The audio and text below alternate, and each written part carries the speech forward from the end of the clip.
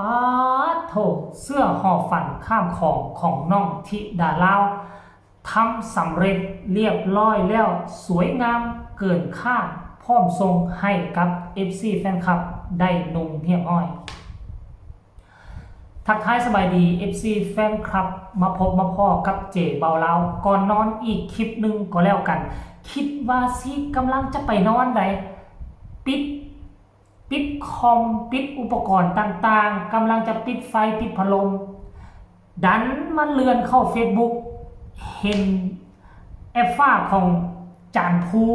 เด้งตึงขึ้นมาสะดุดตาสะดุดใจเสื้อหอบฝันข้ามของโผล่ออกมาป๊าดทุกคนคือมันงามอีหลีไหมแล้วมันมีไส้เฉพาะผู้หญิงผู้ชายได้บ่เนี่ยผู้ชายก็อาจจะใหญ่ๆกว้างๆผู้หญิงก็สิคือแลบๆบางๆแต่ว่าเว้าได้คำเดียวคือสวยงามบ่มีทีติและตัวน้องธิดาลาวก็สายตามีความมุ่งมั่นตั้งใจทางด้านหน้าเขียนว่าหอบฝันข้ามโขงหรือว่าหอบฝันข้ามคลองและก็ทางด้านหลังก็เขียนว่าธิดาลาวสีวิไลเป็นเสื้อสีบัวตัดกับสีทะเลแล้วก็มีดอกจำปาซึ่งเป็นดอกไม้ประจำชาติของประเทศลาวอยู่ทางฝั่งไทยอาจจะเอิ้นว่าดอกลั่นทมสมัยก่อนเป็นดอกไม้อัปมมงคลแต่หลังจากนั้นถ้าจำบ่ผิดนะพระเทพเนาะหู้ข่าวว่าดอกจำปานี่เป็นดอกไม้ประจำชาติเพื่อนบ้านประจำชาติลาวก็เลยให้เปลี่ยนจากดอกลั่นทมกับมาเอิ้นดอกนั่นดอกจำปาให้กันเลยเนาะจากสมัยก่อนห้ามปลูกอยู่ทั้งหน้าบ้านปลูกได้แต่หลังบ้านปัจจุบันนี้ก็สามารถเอามาปลูกตกแต่งหน้าบ้านได้แล้วเนาะอันนี้ก็ต้องเป็นข้อมูลอยากให้ทุกคนได้รับทราบมีความสวยงามจำปาเนาะทั้งด้านในนี่นะเป็นสีม่อนไข่ทั้งด้านนอกเป็นสีขาวความหมายก็คือขาวสะอาด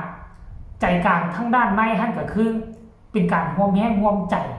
ระหว่าง FC ทั้งสองฝั่งของก็แล้วกันท่านผู้ชมเจ๊บอกแล้วคิดเอานะเนาะแล้วก็มีกองอยู่นี่บ่แม่นว่าFC แฟนคลับสั่งมาแต่เฉพาะ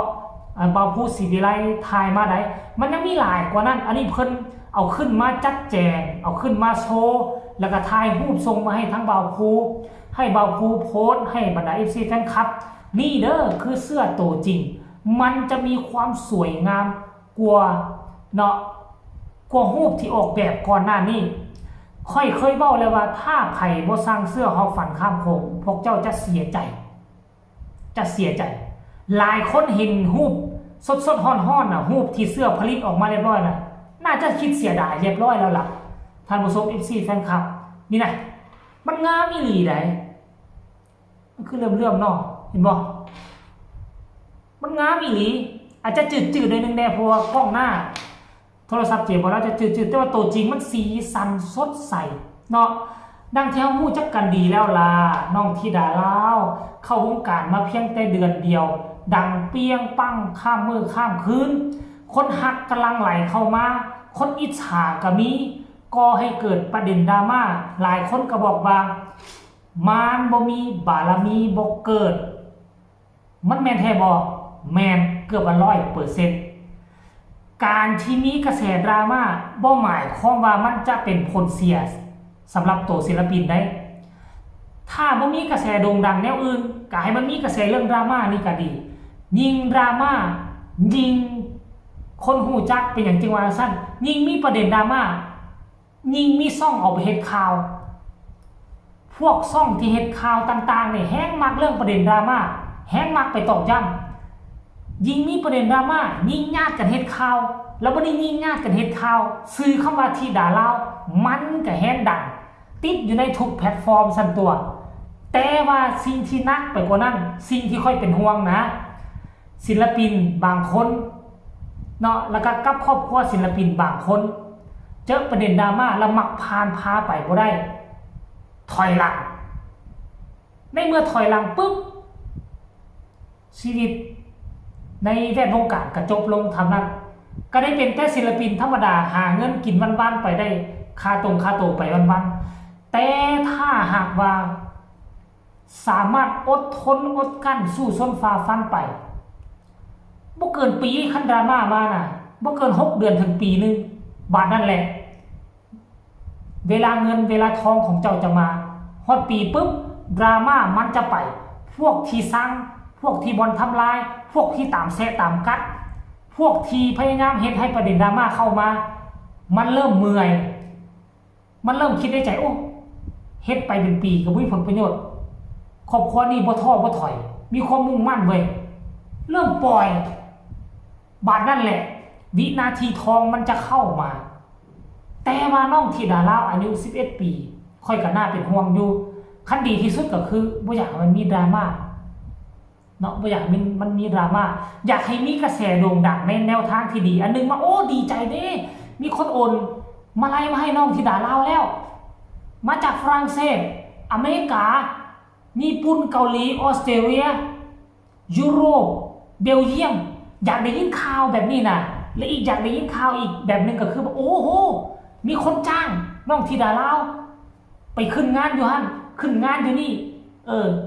มีวงใหญ่วงนั้นวงใหญ่วงนี้คืออยากได้ยินข้อมูลข่าวสารแบบนี้หลายกว่าถามว่าประเด็นดราม่ามันหักดีบ่ดียิ่งดียิ่งโด่งดังยิ่งมีดราม่ามันยิ่งเฮ็ดให้คนทำข่าวแต่ว่าอย่าเลยอย่าสุเกิดอยากให้ได้ยินข่าวว่าคือค่อยเว้ากันแหละโอ้มาไล่หมื่นเข้าอีกแล้วมาไล่แสนมาอีกแล้วอยากได้ยินแบบนี้หลายกว่าท่านผู้ชมFCแฟนคลับแล้วบ่นี้เฮ็ดจังได๋น้องจึงสิมีข่าวเรื่องราวดีๆแบบนี้เฮาเฮ็ดแนวใดเฮาต้องร่วมแรงร่วมใจกันท่านผู้ชมโดยเฉพาะคือกลุ่มบ้านฮักโฮมฮักนี่น่ะความหมายคำว่าโฮมฮักเนาะก็อาจจะหมายความว่าโฮมเอาความฮักความแพงระหว่างสองฝั่งของบ่ว่าพี่น้องอยู่ประเทศไทยบ่ว่าพี่น้องอยู่ประเทศลาวร่วมกันเข้ามาเอามาเป็นดวงใจหนึ่งเดียวเฮามีน้องธิดาลาวเนาะเป็นกองดวงใจเฮาโฮมกันเข้ามาซ้ำที่ค่อยคาดเดานะแต่ค่อยก็บ่ฮู้นะฮะทั้งเบาผู้เพิ่นตั้งชื่อว่าบ้านโฮมฮักก็จะหมายแบบนี้แหละโฮมฮักกันทั้งสองฝั่งโขงเอาเจบ่ลาวก็คงจะนำเสนอเพียงแต่ซ้ำนี้แหละท่านผู้ชมผู้ได้สั่งก็เตรียมรอท่าฮับเอาโลดเด้อเครื่องของอาจจะไปฮอดเฮือนของท่านบ่เกิน 2-3 มื้อนี้แล้วให้ทุกคน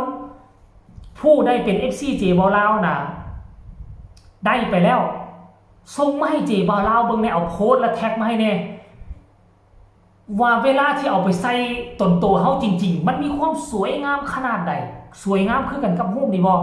ส่งมาให้เจบ่ลาวและเจบ่ลาวจะนำเสนอข่าวอีกรอบนึงก็แล้วกันเนาะ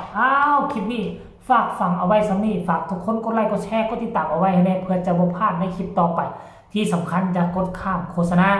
พบกันใหม่ในคลิปหน้านอนหลับฝันดีสบายดี